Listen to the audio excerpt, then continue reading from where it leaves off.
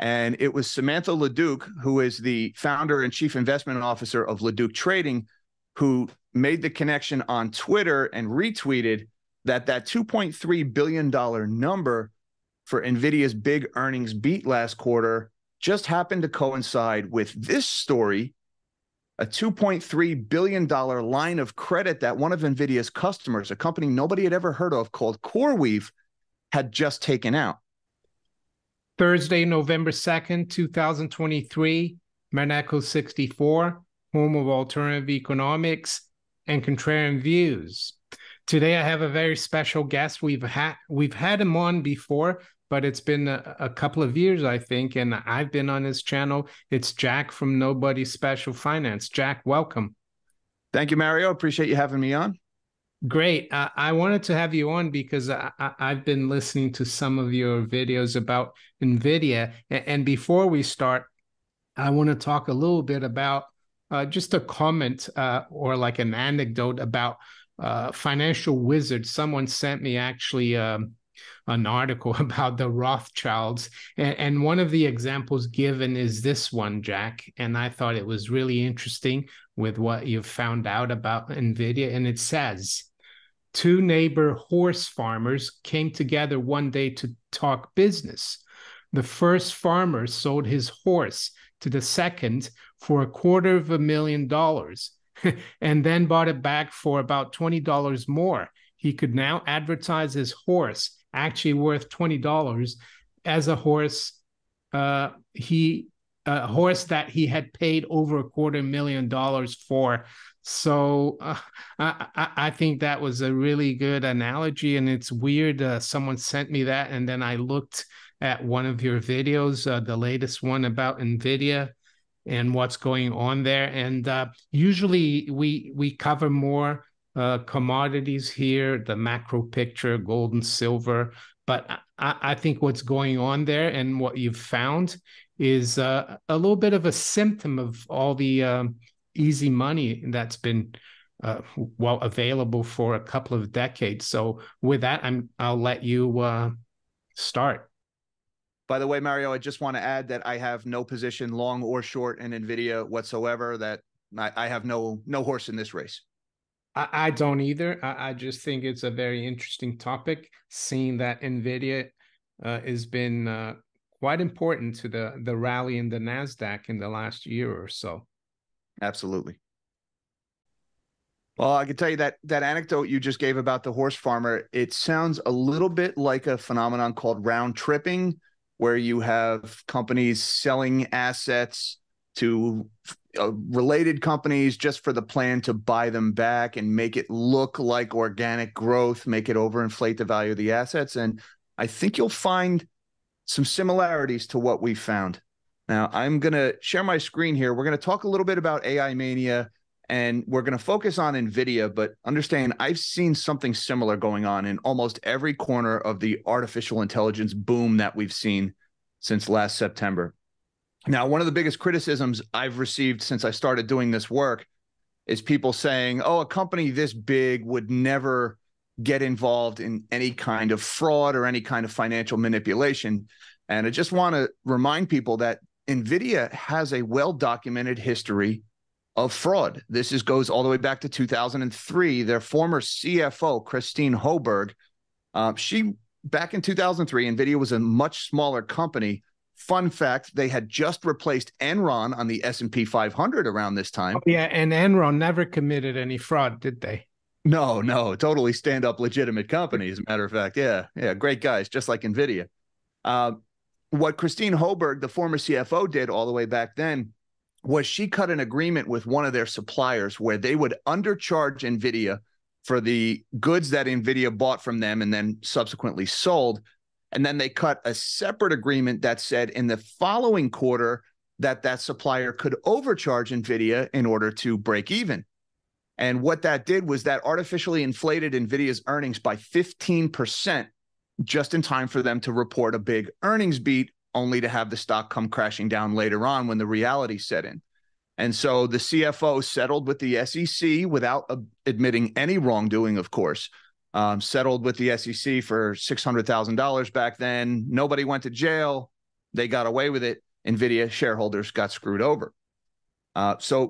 Jensen Huang, the current CEO, was still CEO back when this happened. So either he had no idea that his CFO had inflated their earnings by 15%, which is not believable, or he knew and he took no action to resolve it, which would make him complicit in the fraud.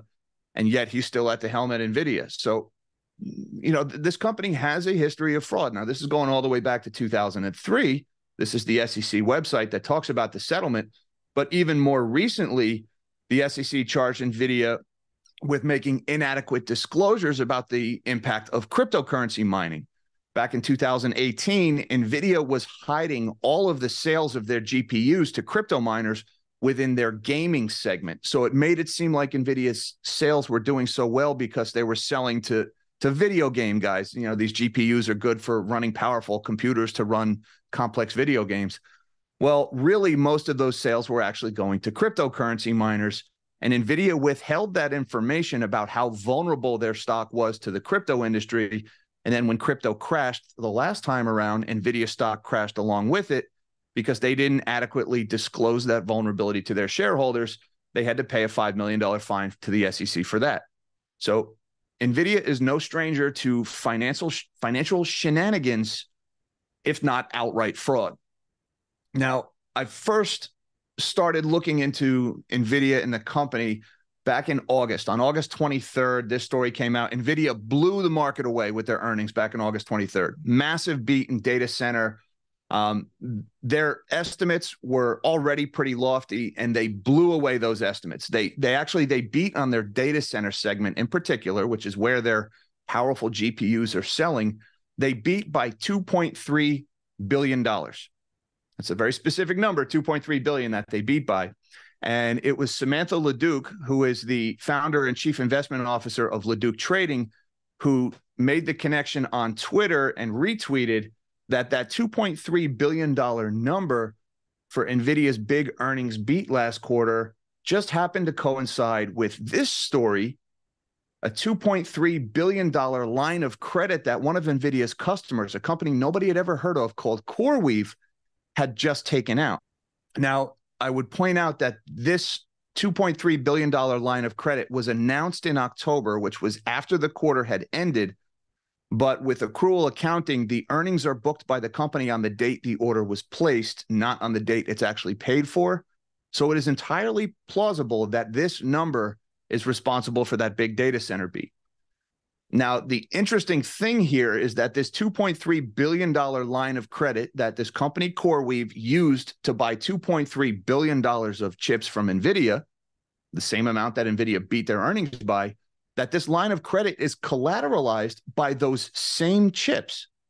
So, I don't know how well circuit cards and electrical equipment really holds its value, but the obsolescence cycle for computer equipment is very short. It's 2 or 3 years. So I found it very unusual that they would collateralize a loan this big with GPUs, something that will not hold its value. That was very irregular. And I just wanted to zoom in a little bit here on the companies that led this facility, because these names are important. This $2.3 billion debt facility was led by Magnetar Capital. Put a pin in that one. We're going to get back to them. And also Blackstone, not BlackRock, Blackstone. Other participants in this, you had Coatue, you had BlackRock, PIMCO, Carlyle. So all the big asset managers on Wall Street got in on this line of credit, lent this money to CoreWeave so that they could turn around and hand this money right back to Nvidia. So I saw Samantha LeDuc had tweeted about this. I found it very intriguing. I invited her to come onto my channel and do an interview. And we kind of noticed how after those Nvidia earnings were reported on August 23rd, the stock popped about 11% after hours because retail investors piled in. It was peak FOMO, fear of missing out. And that rally just faded over the course of the next trading day. And the following day, Nvidia stock actually traded flat. So retail investors piled in and somebody else was selling as this was happening. So it really looked like the big money was fading this rally, was selling the stock. It had all the hallmarks of a pump and dump. You convince the retail guys to pile in, and then the big guys, they start selling. And remember, the big guys are all the people who lent this money to CoreWeave so that they could buy these chips. And so I started looking into CoreWeave. First thing I do, I go to the company website and I look up who they are. All right. Makes These sense, are two of the right? guys. Makes sense. And one of the things you said, I've been listening to some of your videos, is that this can be done by anyone. You just go on Google and it takes 5 to 10 minutes. But the mainstream media, the Bloombergs of the world, CNBCs, they're not looking into this, right? Oh, they're not just not looking, they're telling everybody else not to look. So they are anti-journalists at this point when it comes to this story. And I'll get into the details of that in a little bit, but I found that to be shocking. And you're right. This was Do you think everything I'm that's about to show because you. sorry to interrupt. Do you think that's because Nvidia is so important to keeping all the stock markets goosed up? Oh, absolutely. I mean, keep in mind, as of August, when this story really peaked with that big earnings repeat, almost all of the gains in the S&P 500 for the year were being driven by the Magnificent Seven. Nvidia, Apple, Tesla, Google, Meta. There's a couple other names in there. But within the Magnificent Seven, that was responsible for all the gains in the indexes for the year. Nvidia had the biggest gain of all of them. So really, the AI mania was holding up the entirety of the stock market. And we've kind of seen with this most recent earnings report, a lot of companies like Google and Meta did not report any big increases in earnings from artificial intelligence, and their stocks got crushed because of it. So we're already starting to see that AI mania was a little bit of a fad here and that there's not a lot of math supporting it. All right. So what I did, to your point, and this was very easy, all this stuff I'm going to show you, it's publicly available information. I encourage people to challenge me on it. If you see something I think I'm getting wrong, let me know. But this stuff was not hard to find at all. I went to the company website and I looked up who are their directors, who's the CEO. And I want to zero in on these two guys. This first guy here, this is Michael Intrater, the CEO in the vest. And this other guy here is a guy named Jack Hogan. He's one of their board of directors. And one of the first things I noticed about the leadership at CoreWeave was that none of them were tech guys. The CEO, the CTO, the CSO, they were all former hedge fund guys. They all used to work together at a company called Hudson Ridge Asset Management, which Jack Hogan here was also on the board of directors of. And they all worked together before that at a company called NatSource that specialized in carbon credits. So right away, my spidey sense is tingling here, right? Major red flags. This up-and-coming artificial intelligence pioneer, and the Wall Street Journal's writing puff pieces about them, making them seem like David taking on the Goliath of Silicon Valley. These are hedge fund guys. These are financial engineers. These are not tech gurus or anything like that. So that was my first red flag and made me say, okay, we really got to dig into CoreWeave. And by the way, since I did my videos on CoreWeave, the company has removed all of the information about their leadership from their website. So that's another red flag, is since I started talking about this, they started hiding this information. But it's still on their LinkedIn pages. You can still get it there. So I started looking at CoreWeave. They were founded in 2021. Actually, the company itself, they started as a company called Atlantic Crypto Corp that was founded in 2017. They were Ethereum miners. That's after they closed down their hedge fund. They started mining Ethereum. They did that for a few years. They managed about $1 million capital raise as Ethereum miners. It was really a small, as far as the big mining outfits go, these guys were small players in crypto. All right. Now, something happened on October 28th of 2021. That was when they filed the trademark for the name CoreWeave. Keep in mind, they're just a little Ethereum mining outfit at this point. October 28th of 2021, they filed the trademark for the name CoreWeave, and that's when the money starts flowing in. All right. Just 2 weeks later, November 10th, 2021, this story comes out. CoreWeave, specialized cloud provider, raises $50 million in new capital from Magnetar. Now, remember, Magnetar, that's one of the names from that $2.3 billion line of credit. It's interesting. There's Magnetar again. So they get $50 million. They just changed their name. They were an Ethereum mining outfit. All of a sudden, they get $50 million from Magnetar Capital. This is a $1 million company, raises $50 million bucks. Doesn't really make any sense to me. And again, these guys have no specialized skills. They're hedge fund guys. They're not tech guys. So a little while goes by after the $50 million cap raise in 2021. And then November 30th of 2022, AI Mania is born. That was when ChatGPT was first announced. All right. That was November 30th of 2022, about a year after this $50 million raise. So a year goes by, ChatGPT gets announced. And then a week after ChatGPT comes out, here's CoreWeave making the press again. CoreWeave secures $100 million to expand their Nvidia GPU offering.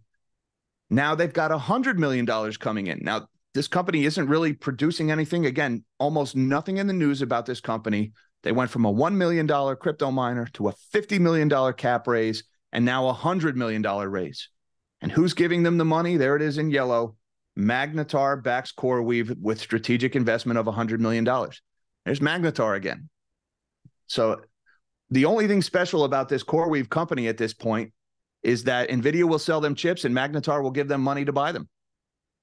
Now, this is December 6th of 2022. A few more months goes by, April 20th of 2023. CoreWeave's back in the news again. This is in TechCrunch now. CoreWeave, a GPU-focused cloud compute provider, lands $221 million. Again, the money is just pouring into this company. And where did the money come from? You might have guessed. CoreWeave announced that it raised $221 million in a Series B funding round led by Magnetar Capital. Same big hedge fund. Now, the other unique thing here is now Nvidia is getting in on the action too, because Nvidia is taking part in this cap raise. So Nvidia is giving money to CoreWeave so that CoreWeave can give that money right back to Nvidia to buy the chips. See also your farmer with the horses. I'd also point out that there were two other participants, former GitHub CEO Nat Friedman and former Apple executive Daniel Gross. They also participated in this funding round. But CoreWeave, the money is just piling in now. Fast forward a few more weeks, May 31st of 2023, CoreWeave secures another $200 billion. And who'd this money come from? Magnetar Capital. So Magnetar just keeps shoveling the money into this company. And of course, it was only a few months after this that the big line of credit came out, that $2.3 billion line of credit, collateralized by the same Nvidia chips. Again, Magnetar led the round here, but this time every asset manager on Wall Street was getting in on the action. Blackstone, BlackRock, Carlyle, PIMCO. Now, keep in mind, these guys are all major shareholders of Nvidia. They're all giving money to this CoreWeave company just so CoreWeave can hand the money right back to Nvidia, and it becomes this big growth story. Now, Nvidia is trading at like 38 times sales here. Obscene valuations. So that made me want to dig into Magnetar Capital. I got to learn more about Magnetar at this point. And that's when I found this story here. And this one blew me away. And it amazed me. I'd never heard about this before. But the Magnetar trade is supposedly famous in the hedge fund industry. How the hedge fund helped to keep the bubble going. This is the hedge fund that helped create mortgage-backed securities, pushed for risky things to go inside them, and then bet against those investments, resulting in billions of losses for the investors and ultimately making the financial crisis worse. Well, you're talking about 2008 here, aren't you? Oh, yeah. This goes all the way back to the GFC. Have they got any relationship to Goldman Sachs? I don't know about Goldman, but I know they were very heavily involved with Merrill Lynch. In particular, do you remember this scene? I remember sure most of your guys have seen, right? The Big Short? Yeah, I remember the Chinese guy there. He was a piece of work. Yep. Now, this guy is based on this actually happened. It was Steve Eisman, he was Mark Baum in the film, but Steve Eisman was the name of the investor. And the hedge fund manager was a guy named Wing Chao. This actually happened. And the Asian character is based on Wing Chao. Now, what Wing Chao was doing is he was creating the CEOs for Merrill Lynch that Merrill Lynch would sell to their investors. But what CLOs, you mean, right? CDOs. Oh, CDOs. Collateralized debt obligations. Oh, yeah, that's CDOs. Right. Yeah. The mortgage bonds that they couldn't sell, they'd put into a bucket. They'd call it a safe investment, and it was a CDO. Now, here's the thing. Magnetar Capital was secretly working with Wing Chao, and Magnetar was picking the mortgage bonds to go into the CDO. And Magnetar was handpicking the worst possible mortgage bonds to go into these CDOs. They were creating deliberately sabotaged investments. And then Wing Chao would sell them to Merrill Lynch's investors, but he would not let them know that, hey, the people who helped me assemble this investment are betting against it. Magnetar would tell Wing Chao, put this garbage investment in here. I'm going to buy credit default swaps against it. In other words, bet it's going to fail, and then you go sell it. And so Magnetar made hundreds of millions of dollars. The investors who bought these CDOs lost billions. Nobody was prosecuted. Nobody went to jail. Yeah, and that became known as the Magnetar trade. yeah, and I think in the Big Short, there's a scene there where towards the end where the guy says, "Yeah," and all the bankers went to jail, and then so and so, and it says, "Oh, only kidding," you know. And you kind of wonder, you know, these people now, and I'm not saying they're doing anything criminal because we're not prosecutors, as you say, but it seems to me if they had gone to jail, maybe. What's happening now wouldn't be happening at the moment. So, you know, and you're right. What's to dissuade them since they got away with it? And I just want to put this in very simple terms. All right. This firm, Magnetar Capital, has a reputation for creating deliberately sabotaged investments, betting against them while selling them to retail investors. And now this same hedge fund is funneling hundreds of millions, even billions of dollars to this company, CoreWeave, for the purpose of inflating Nvidia's earnings. Now, how does that make you feel about Nvidia stock, knowing that? And these guys got away with it. Nobody was prosecuted at Magnetar, so there's nothing deterring them from doing it again. And, you know, if you're sitting there saying they would never do something like this, Nvidia wouldn't do something like this, I would remind you about the fraud from 2003, where, you know, they cut the side deals with their suppliers to inflate their earnings. This company has a history of inflating earnings statements. So, you know, you've got some really shady characters involved here. You've got Who runs ubiquitous amounts of money. Magnetar? Who runs Magnetar right now? I didn't get into the name of the CEO that runs Magnetar. Yeah. So I don't know if it's the same specific individuals, but I know it was the same fund. And this trade was so sleazy that it became legendary, right? This is like having the Magnetar trade was not because it was such a good, brilliant bit of investing. It's like having a disease named after yourself, right? Like Lou Gehrig's disease is because it's a horrible thing and it died horribly and they named it after the first guy to suffer from it. So, you know, when you hear the Magnetar trade, it's because these guys were so unbelievably sleazy and got away with it. It made them famous. It's amazing now that they're heavily involved with this financial circle financing with Nvidia, that the press doesn't seem to want to look into it, nor the regulators. It seems to be I mean, what I'm trying to say here, I'm not telling people don't invest in Nvidia or anything, but beware. Beware. And also remember the way that the trading happened after Nvidia's earnings. Retail piled in, providing clearance for the big guys to sell. So there are financial incentives for the big dogs on Wall Street, who you could argue control the press, to spin this narrative of Nvidia's growth story, to give them time to get out while the suckers pile in. I saw in one of your videos you calculated how much BlackRock would have made after those results. Yep. I mean, BlackRock, I don't have the numbers in front of me, but all the participants in that $2.3 billion line of credit, Carlyle, BlackRock, PIMCO, Blackstone, you know, you can go to the 13Fs and see how many shares of this company these guys hold. They're huge amounts. So, you know, for the price of routing a few $100 million into CoreWeave, they handed over to Nvidia. Nvidia trading at 40 times sales at the time. You can get that money back in spades just by driving up Nvidia stock. So this actually becomes a pretty good way to multiply your money because of the obscene valuations people are paying for Nvidia stock. I mean, we're talking 40 times sales. This is several orders of magnitude worse than some of the dot-com bubble valuations that we're seeing.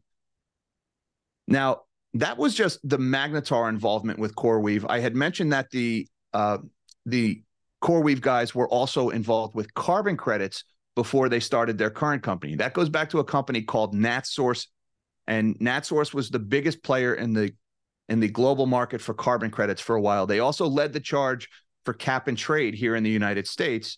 Now, cap and trade ultimately failed here in the US, but they did get it passed in Europe. And I referenced in some of my videos this report from Interpol about the Guide to Carbon Credit Trading Fraud and Crime.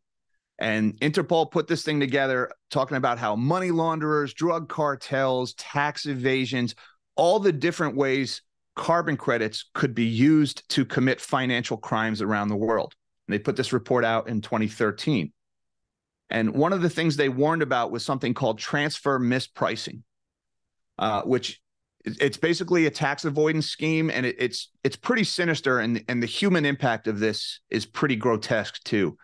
What it does is it involves you set up a shell company in a tax haven, hypothetically, let's say the Cayman Islands, and your shell company in the Cayman Islands buys these carbon credits in Africa or South America, buys them for a very low value. Now, keep in mind what a lot of carbon credits comes from. They call them carbon offsets. They're buying land and they're basically setting it aside, saying you can't develop this land, you can't plant any farmland on it or anything like that. We're going to leave it as forest, and you get carbon credits for that. So really what you're doing is you're stifling economic growth in poor countries where people are starving to death. Rich people from the West are coming in, buying up the land to generate carbon credits. Now you can't grow any food here. All right. Now they're paying very low prices in these poor countries, and in exchange for that, very little taxes are paid in these poor countries. So these poor countries are staying poor because of this. Now, the shell company, the rich people make huge profits in the Cayman Islands, right?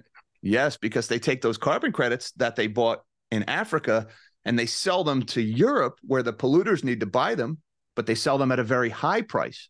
But they're booking all the profits in the Cayman Islands. And in the Cayman Islands, number one, they don't ask a lot of questions about where your money came from. And number two, there's no corporate income tax. So all of the profits from selling those carbon credits at a high price into Europe get booked in the Cayman Islands. No taxes are paid.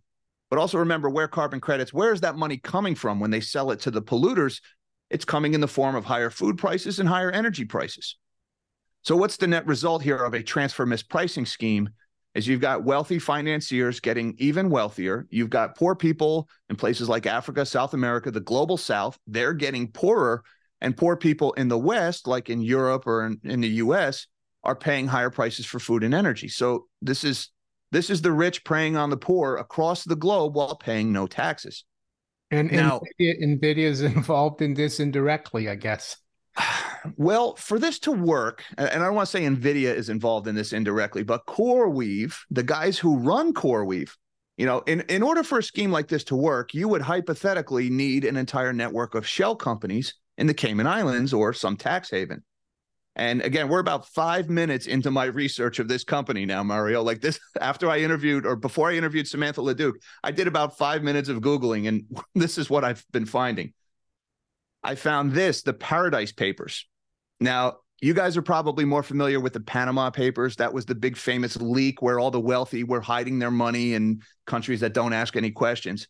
Well, the Paradise Papers was a similar leak. It didn't get as much press, but they found this law firm that was helping wealthy people around the world set up and hide their wealth in all these tax haven countries.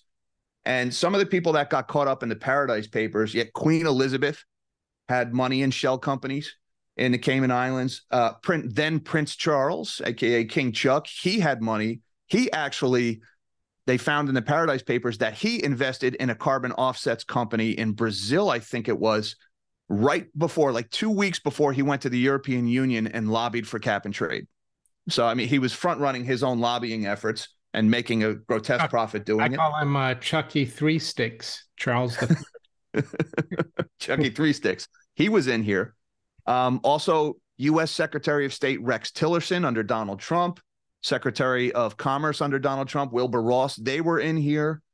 And interestingly enough, you know who else was involved in the Paradise Papers? Both of these guys, CoreWeave CEO Michael Intrater and CoreWeave Director Jack Hogan, because they used to work for this company, NatSource.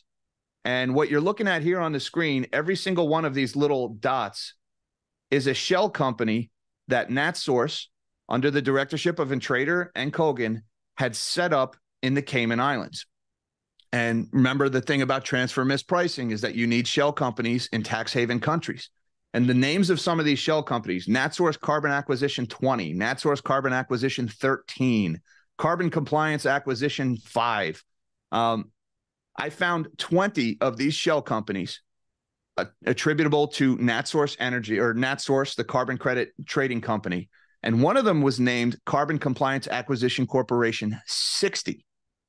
So these guys ran a network of at least 20, possibly as many as 60 shell companies in the Cayman Islands for trading carbon credits.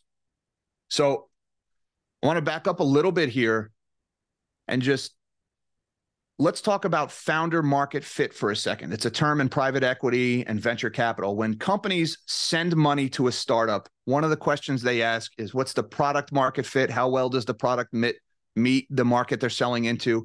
And how suited are the founders of the company to the market they're selling into? All right. Now, Magnetar Capital, who is sending hundreds of millions, eventually billions of dollars into CoreWeave, what is the founder market fit here? We're talking about the founders of this CoreWeave company. They have been involved in carbon credits, in cryptocurrency mining, in shell companies in the Cayman Islands. What are the common denominators between these things? There's a lot of common denominators between those businesses. None of them are good, and it sure as heck is not artificial intelligence. So these guys are involved in a lot of businesses that are notorious for money laundering, for tax evasion. All right? I'm not saying they're definitely doing that. I don't have proof that they're doing that, but there is a mountain of circumstantial evidence that puts them very close and directly involved in some of the sleaziest business dealings in the world. And now they're getting money, hundreds of millions, billions of dollars from the sleaziest hedge fund in the history of Wall Street, Magnetar Capital. So this is just grotesque. And again, we're like 10 minutes, 5 minutes of searching. And I just want to reference this article that came out in August of this year also. Worthless. Scientists warn carbon credits are a dangerous illusion. And this was in the magazine Science, where they found that 90% of carbon credits were basically fake, that they actually resulted in no carbon actually being offset or eliminated, that it was just basically one big scam. And the guys that run CoreWeave now, the company propping up Nvidia's earnings, were one of the biggest players in this fake scam market. And they were using shell companies in the Cayman Islands to do it. All right. So there's a lot of reasons to be. Yeah, I guess if everything was above board, why would you need to use shell companies? Why can't you do it onshore? Right. Now, it's not necessarily illegal in every jurisdiction, transfer mispricing. But keep in mind, these are the kings of ESG, right? These are the socially governance, the rich need to pay their fair share. That's what they always sell in the press. And then here they are hiding in the Cayman Islands, so they don't have to pay any taxes. So at the very least, it exposes them as disingenuous, if not outright criminal, depending on the jurisdiction they're operating in. Now, this was let me just mention this one here, because this is pretty much where I wrapped up my investigation of CoreWeave. And you mentioned, hey, the press, how come nobody is looking there? And again, it only took me a couple of minutes of searching to find all this information about these guys and how sleazy they are. They've taken all the information about their directors off their website. But not only did the press not look into this, not only did the press not find this, but we got this article in MarketWatch shortly after I released my third video about the shell companies, saying, before you short Nvidia after reading investment advice from Twitter randos, read this. And in this case, I guess you were the Twitter rando. Well, I wasn't the only one doing this research. There was also Samantha Leduc was involved in this, and a guy named Kashyap Sharam was involved in this on Twitter. And there was a blogger named The Mad King was also covering this story. So they all, chipped in with some of their own research and some of their own findings. But this article, this analyst note that debunks this conspiracy theory, made no reference to any of the specifics of the research. The phrase "the Magnetar trade" does not appear anywhere in this debunking conspiracy theory note. The phrase shell company, Cayman Islands, carbon credits, mentioned nowhere. They made no mention to any of the most damning evidence that was dug up here. But what they did do was put personal attacks in the headline. Don't take investment advice from Twitter randos. And then they say, oh, Bernstein analyst can't believe he has to debunk conspiracy theories, feigned indignation. All right. And then he ignores all of the findings and he just makes all these personal attacks. There was one case where one of the people involved mistook BlackRock for Blackstone, something just about everybody has done at some point. He devotes a whole paragraph to that, but he makes no mention of the Magnetar trade. And I just want to read you off this note from Bernstein. Keep in mind, none of the mainstream press covered any of the stuff that I found. And these videos I did, they got over 2.5 million views on Twitter combined. All right. They didn't do as well on YouTube, but they did really well on Twitter. There was a lot of energy around this. None of the mainstream press covered the findings. You had Market Watch ran this article, and then this article was also posted by Business Insider, MSN, Investor Place, Forbes, Markets Insider, Investing.com, Seeking Alpha, CapEdge, TD Ameritrade, and Moomoo. So all of the financial press ignored the story and then told everybody not to look. Not only did they not look, they tell you don't look. Anti-journalism. And again, the press, keep in mind another scene from The Big Short. Remember the journalist who didn't want to lose access to the big firms in Wall Street? He was afraid of taking what they had found. He was a friend of those two young traders, right? At the Wall Street Journal. Yep. And, they bring him all this evidence and he says, I can't run this article. I'll never get another interview with the big hedge funds or with the big banks. And I put out a call. I did a response video to this article, and I offered any journalist that was willing to look into this. I said, I'd be happy to talk to you. I'll give you all of my notes. I'll share it with you. I've got all that. I mean, this stuff, every one of my videos, I have this stuff plastered on the screen behind me. So anybody can see here where this is. Anybody can double check me and see if I'm full of it or if I'm a conspiracy nut or not. Nobody looked. Nobody in the mainstream press would even look at this. And they told everybody else not to look. And by the way, Nvidia stock is down, 11% since this note came out or something like that. So, okay. Now, this is just the stuff that went on in August. We had this story just came out a couple of days ago. And I did a video about this one too. Crypto billionaires nonprofit buys $500 million of AI data center chips. Of course, he's buying them from Nvidia. This one, another really shady organization, a nonprofit organization funded by cryptocurrency billionaire Jed McCaleb, bought roughly $500 million of NVIDIA's advanced chips and plans to lease the computing capacity to companies for artificial intelligence projects. Now, this company was called Voltage Park, and they say down at the bottom of this article that Voltage Park is a wholly owned subsidiary of McCaleb's nonprofit, the Navigation Fund. Any profits from Voltage would go to the Navigation Fund, and they say that McCaleb doesn't operate or sit on the board of either the nonprofit or Voltage. So now we've got NVIDIA is selling AI chips to charity. Okay, a little bit suspicious, but not a crime. Here's Jed McCaleb. Isn't he the guy who founded Mt. Gox, which was a crypto exchange that stole millions of Bitcoins from clients? Yeah, he founded Mt. Gox. It actually started as a website to trade Magic the Gathering cards, hence the Magic the Gathering online exchange, hence the name Mt. Gox.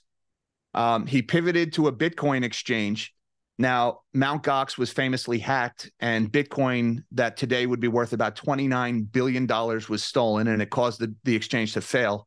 It's important to note that Jed McCaleb left the company before that hack had happened, but there were some lawsuits alleging that he knew about the vulnerability before the hack and did nothing to stop it. I don't know whatever happened to that lawsuit, but people have gone after him over the Mt. Gox hack. I'm not accusing him or saying he did it, but I mean, if you were going to do that, you'd make sure you leave first, right?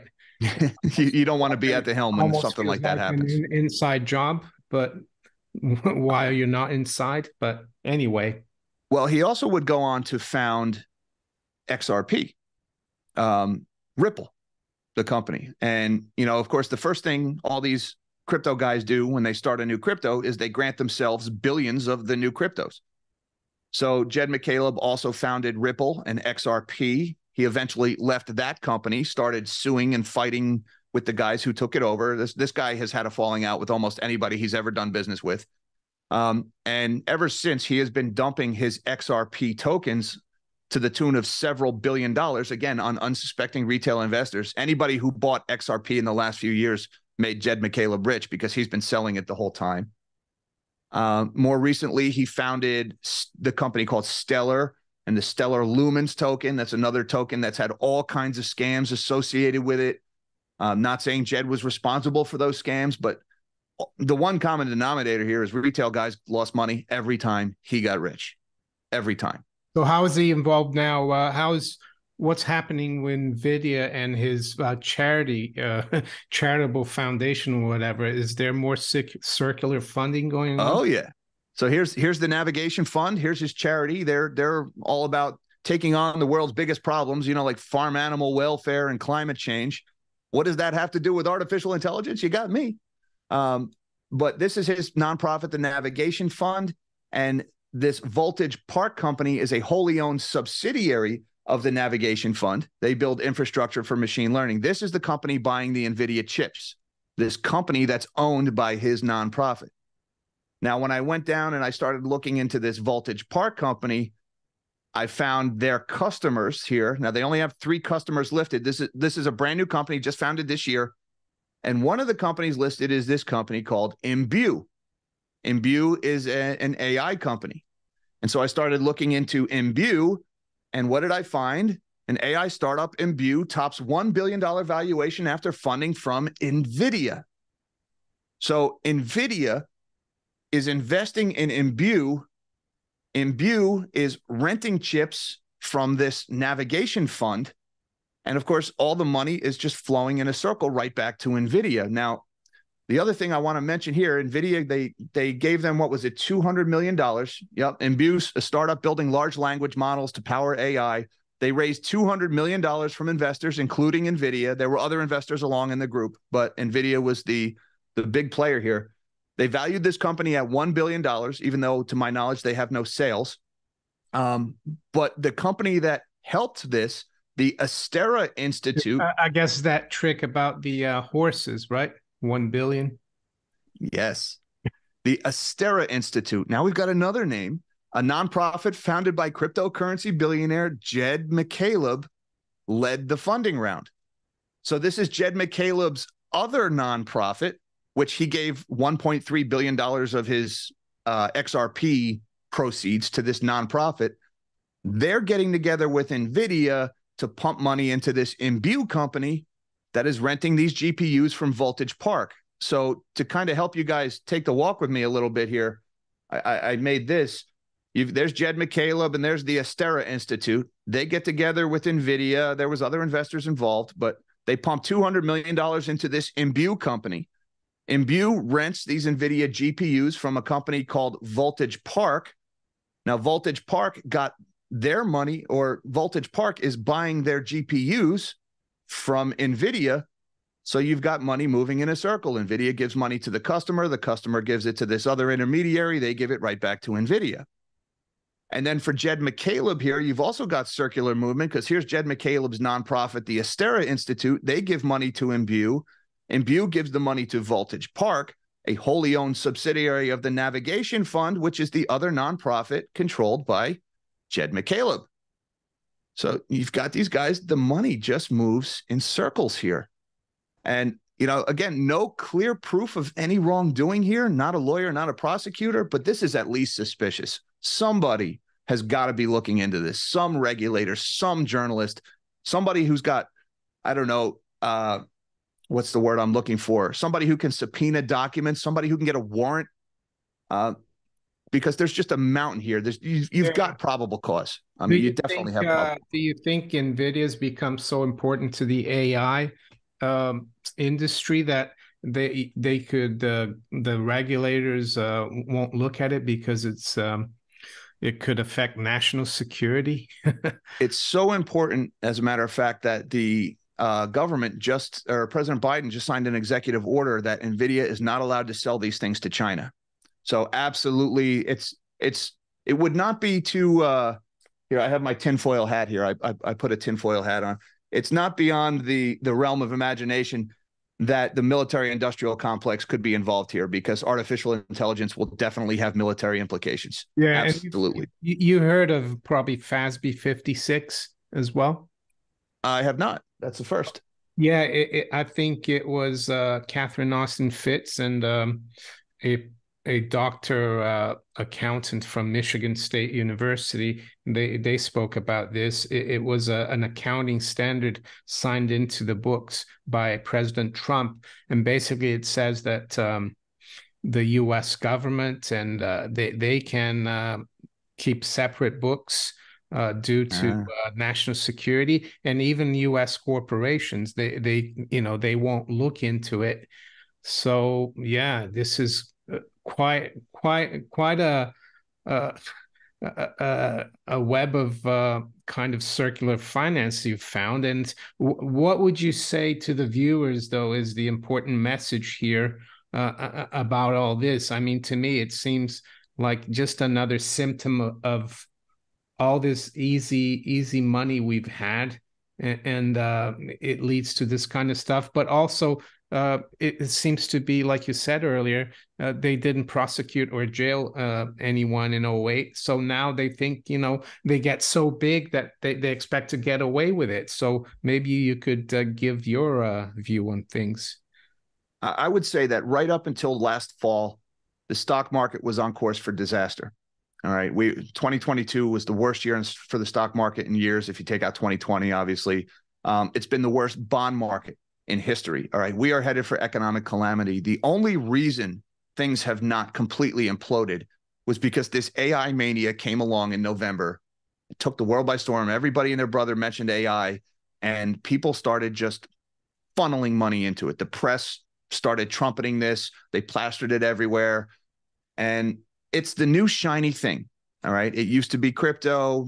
It used to be cloud computing. It was virtual reality. It was the metaverse, right? All these new shiny things. And anytime you get this new shiny thing, carbon credits was one of them too, people just blindly shovel money into it. Reputation matters. You have to look at the people behind these companies. Where is the money coming from, and what are the motivations of the people providing this money? And what is their history? And when you look into the history of the people behind the AI boom, what do you find? You find people with a history of fraud. You find people with a history of engineering landmines for retail investors to step on. You find crypto billionaires who got rich ripping people off wholesale. And, we've also found other things like Tether has been involved. Tether's now doing a joint venture with Northern Data to buy these Nvidia chips, and Northern Data has all these crypto crooks involved in it. Even some of the guys from Wirecard, the biggest fraud in the history of Germany, are involved with Northern Data. Everywhere you look in artificial intelligence, all of the crooks and all of the buzzards of society are circling. And these guys, especially these guys at CoreWeave, they have proximity to a lot of businesses that are very useful to people with money that they need to hide or money that they need to clean. Again, no clear evidence of any wrongdoing, but founder market fit. What do these guys have to do with artificial intelligence? These guys who cut their teeth in cryptocurrency and in carbon credits and operating shell companies out of the Cayman Islands. All right, that's not fertile ground for artificial intelligence. That's fertile ground for things that you probably shouldn't mention on the air. And they were hedge fund traders. I saw in one of your videos, even the science or technology guy was never really involved in science or technology, and it just seemed to be a lot of financial engineering. Absolutely. And the press is telling people not to look. And remember, who's controlling the press? The financial interests, the banking interests, all the same people who sold that massive earnings beat from Nvidia. All the big asset managers faded that rally while retail investors were suckered and piled in.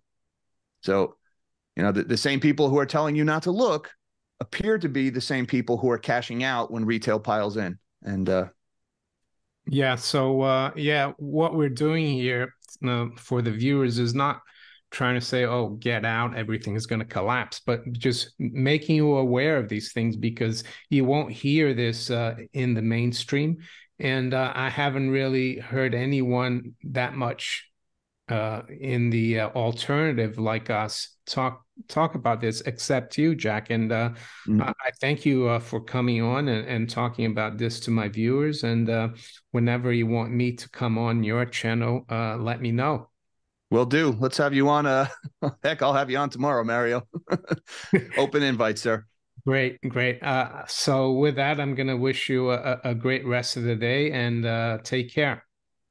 Thank you very much. You're welcome.